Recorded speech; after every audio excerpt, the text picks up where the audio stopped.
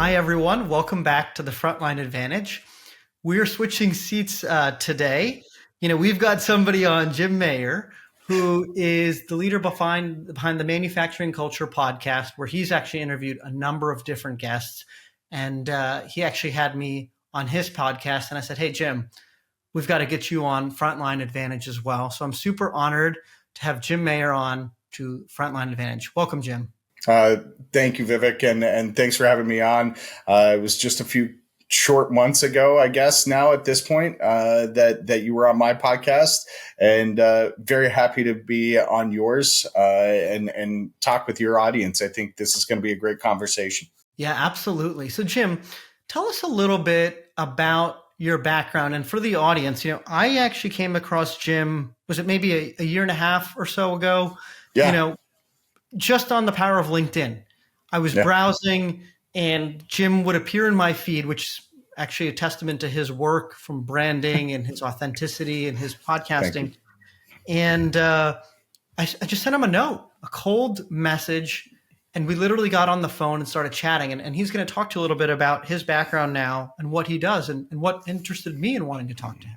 My background, Vivek, I've been in manufacturing for about 20 years at this point. I've worked in distribution. I've worked in the nonprofit space. I've worked for OEMs themselves. But the one thing that's been consistent over the last 20 years is I've been going into manufacturing facilities, predominantly machine shops, but manufacturing facilities of all different shapes and sizes. My background, I dropped out of college when I left high school and went into college. I lasted an entire semester.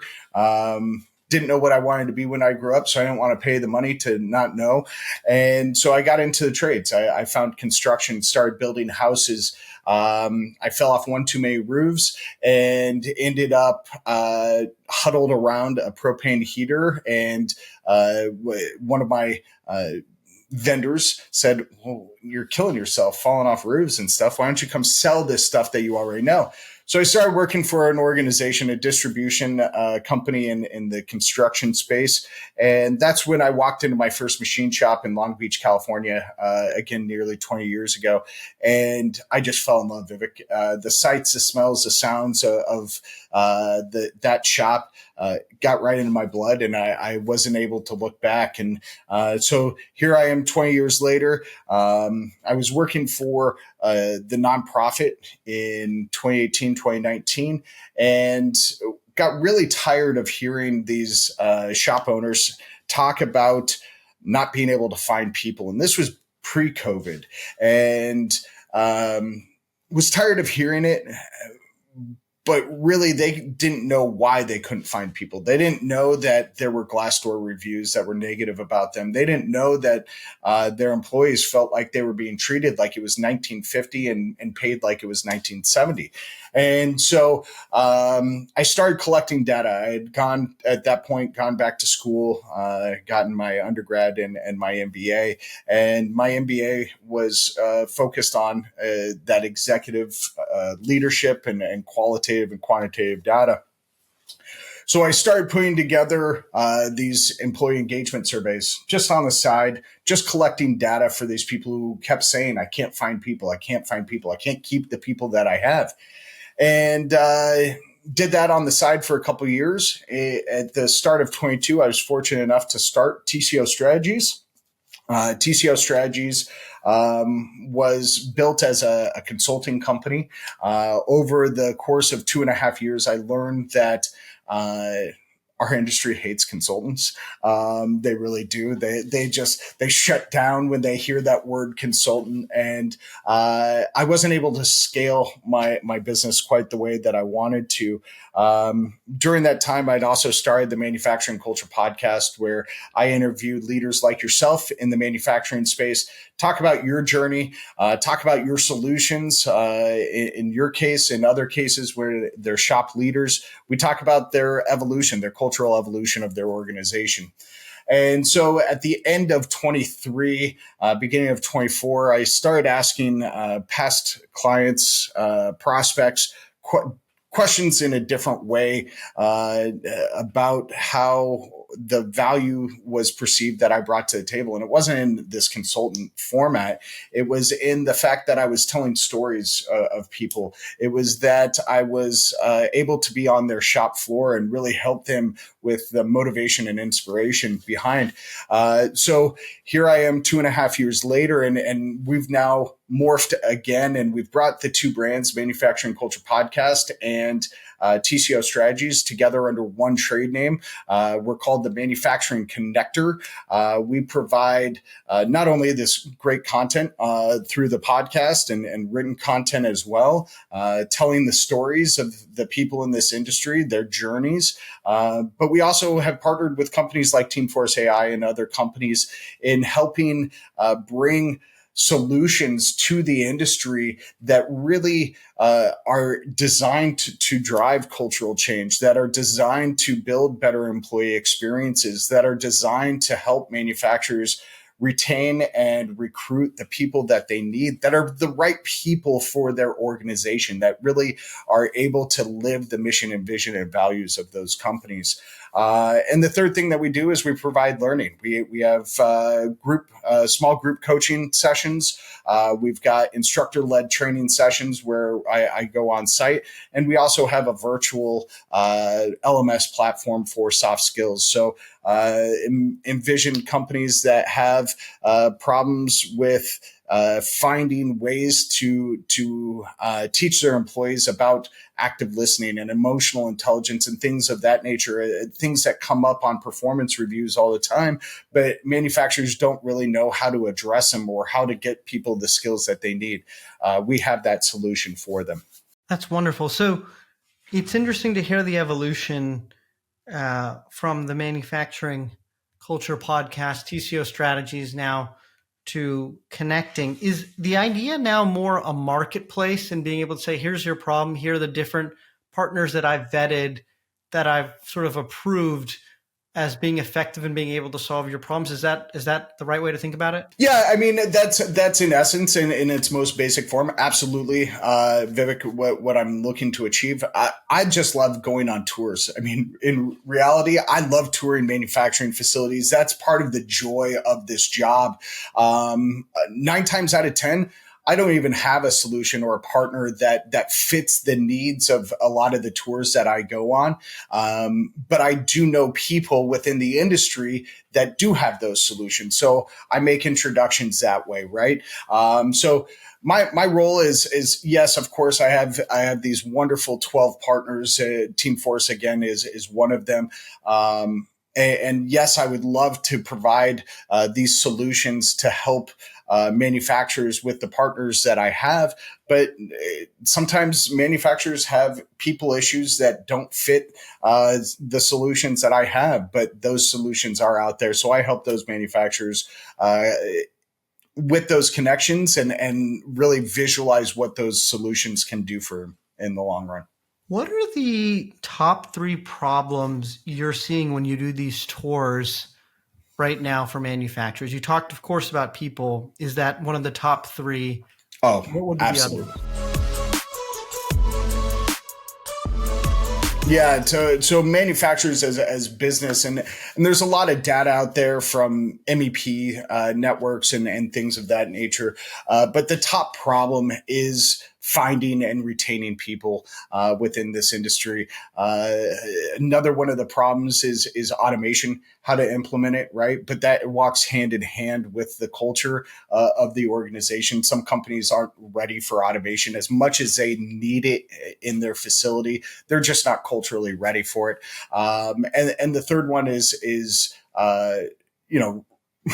really just the finding of jobs and making sure that their work pipeline is filled and that they're getting projects out on time, doing the R&D necessary, et cetera.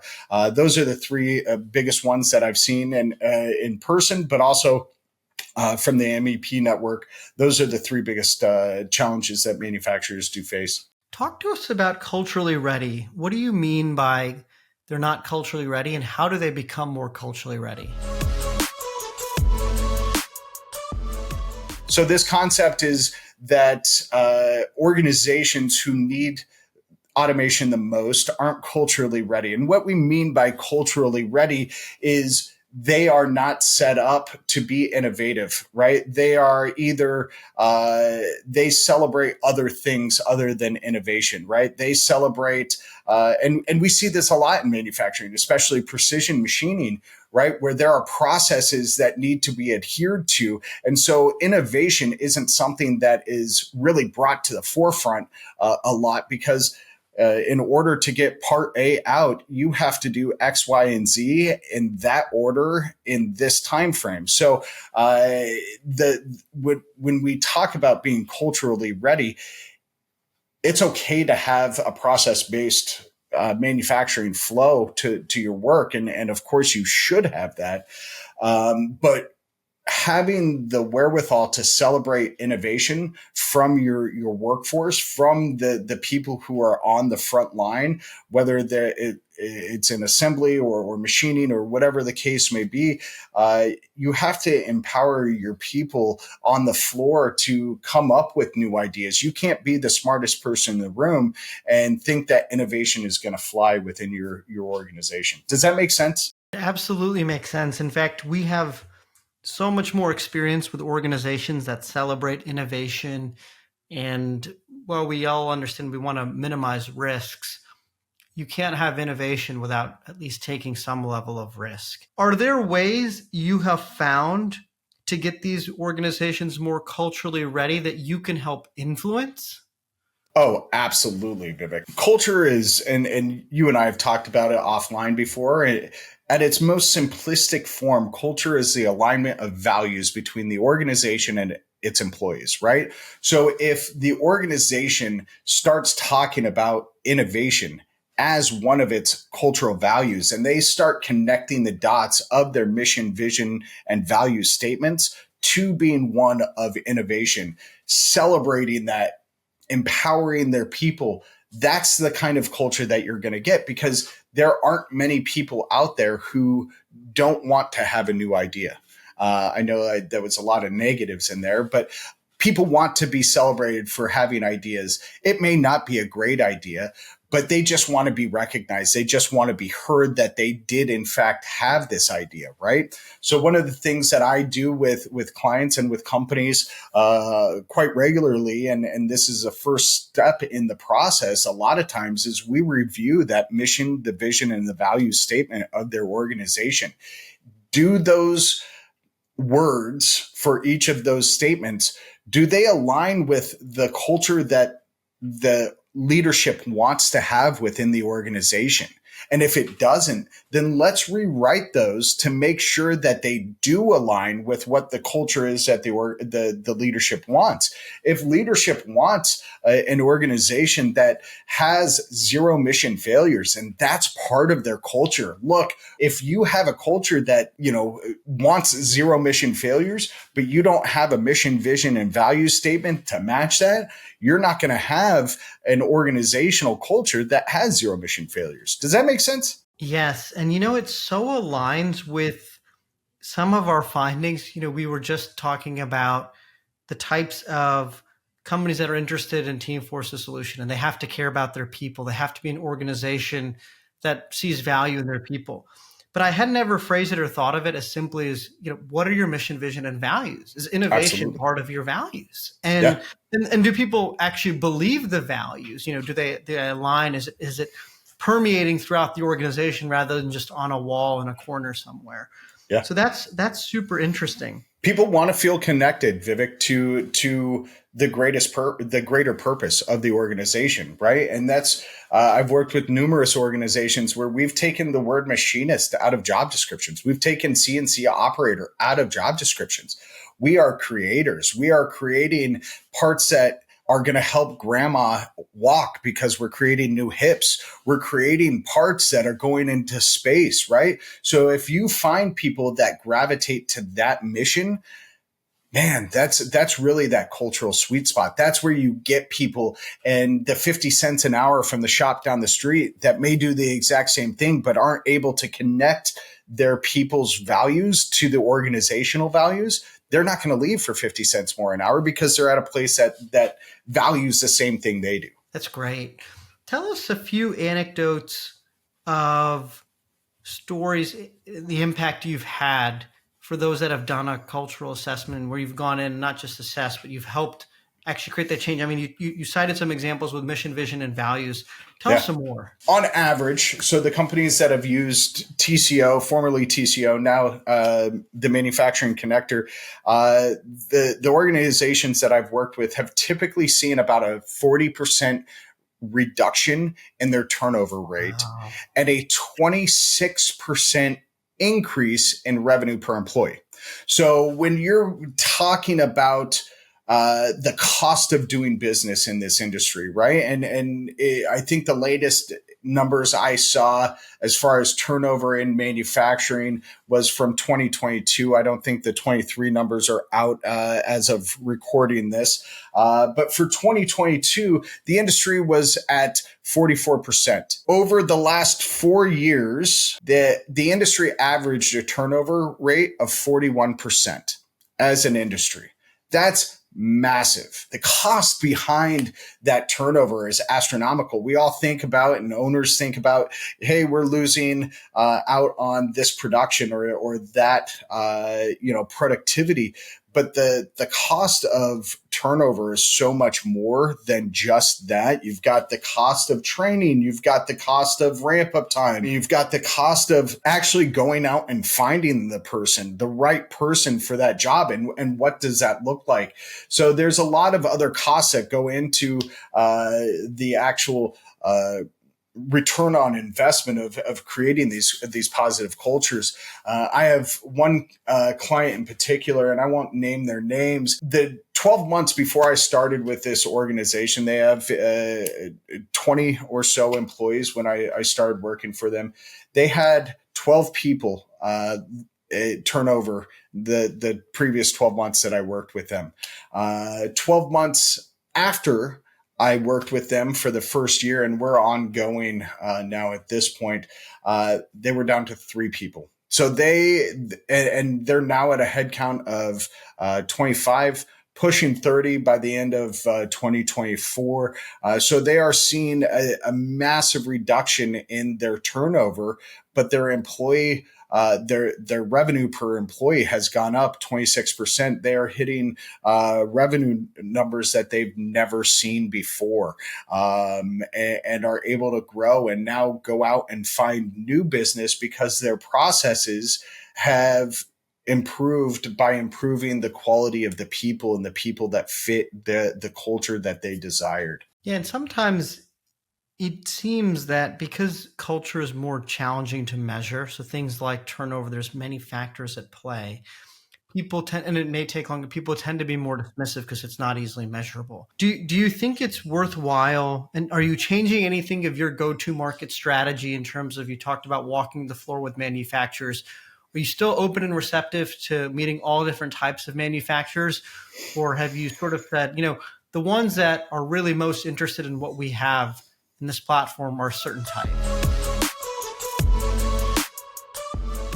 That actually is the reason why I changed the go-to-market strategy from TCO and the podcast being separate brands and bringing it all together, is because when I was running them as independent brands and I was focused on the consulting side, I really only could go in and be received by people who were ready for me. Right now, we have something for everybody. So if they're not ready for a flat out cultural change, but they are recognizing that they need help with performance management, we have a solution. Every company has a culture, right? But a lot of leaders in our space and other skilled trades are simply afraid of that word, right?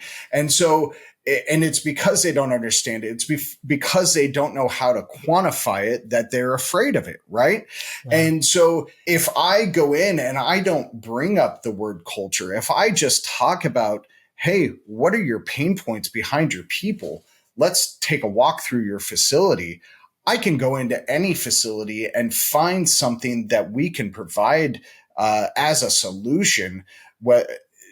to whatever pain points they have. So they don't have to necessarily be as open as they used to be under the old branding in order for me to be able to make an impact in their facility.